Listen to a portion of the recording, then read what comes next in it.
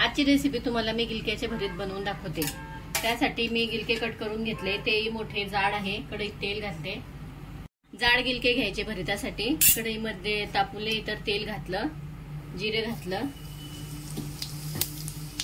आणि कट केलेले गिलके धुवून टाकून देते।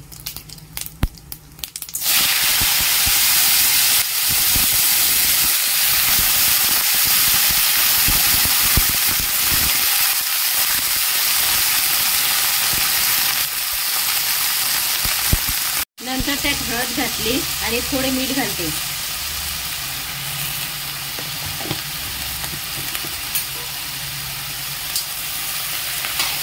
आणि छान मिक्स करून घेते आणि एक 10 ते 5 मिनिट त्यांना छान शिजू देते। गिलके याच प्रकारे कापायचे, म्हणजे की ते जाड असले ना तरच भरीत चांगला लागतं। झाकण ठेवून त्यांना छान शिजू देऊ। आता तुम्ही ते बघू शकतात, गिलक्याला स्वतः पाणी सुटतं म्हणून मग मी पाणी नव्हतं घातलेलं, तरी आता त्यात पाणी खूप झालेलं आहे। ते पूर्ण पाणी आपल्याला आटू द्यायचं आहे आणि गिलकं जवळपास शिजण्यात आलेलं आहे बघा। पुन्हा थोडा वेळ आटू देऊ पाणी, मग भरीत करायला तयार करू। बघा छान शिजलेत गिलके,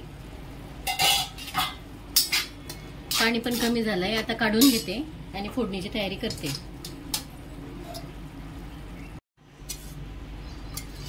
कढई तापत ठेवली आहे आणि त्यात तेल घालते।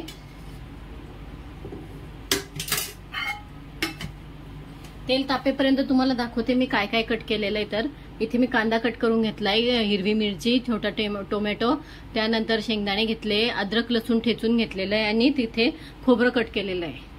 त्याचे बारीक बारीक काप करून घेतले खोबऱ्याचे।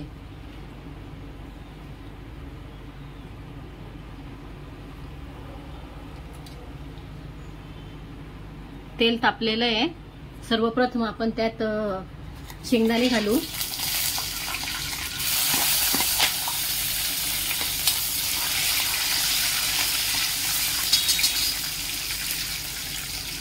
आणि मग लगेच मिरची घालू।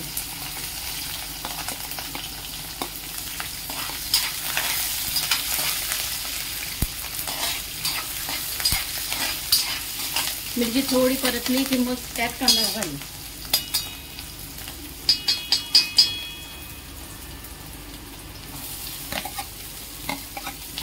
कांद्यासोबतच खोबरं ऍड करून घेऊ आणि हे चांगलं परतू देऊ। आता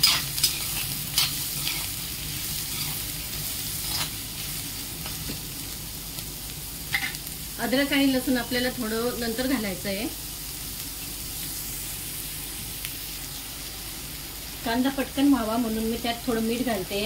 मीठ थोडं कमीच घालणार आहे, कारण शिजताना सुद्धा मीठ घातलं होतं। आणि फोडणीसाठी मी आधी जिरं वगैरे काहीच घातलं नाही, कारण जिऱ्याची फोडणी मी गिलक्याला दिली होती म्हणून।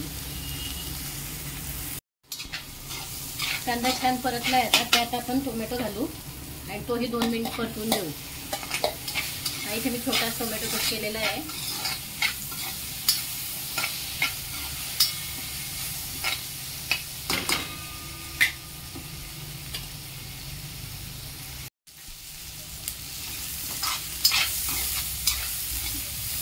टोमॅटोही परतलाय, त्यात आता लसूण घालते। लसूण हा मी सर्वात शेवट घातला आहे, अद्रक आणि लसूण, कारण छान छान असा कचवट चव येते त्याची म्हणून, आणि भरीत खूप टेस्टी लागतं।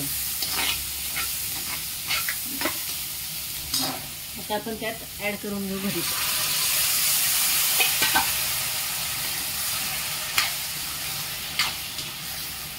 मिक्स करून घेते छान।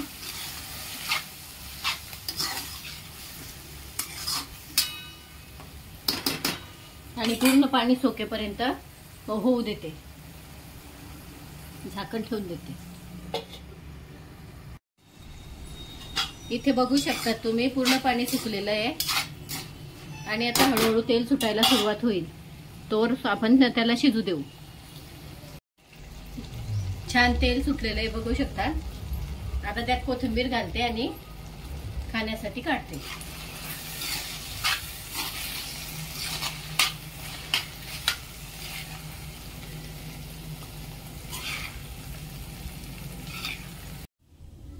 चला, तयार झाला मस्तपैकी झणझणीत गिलक्याचं भरीत.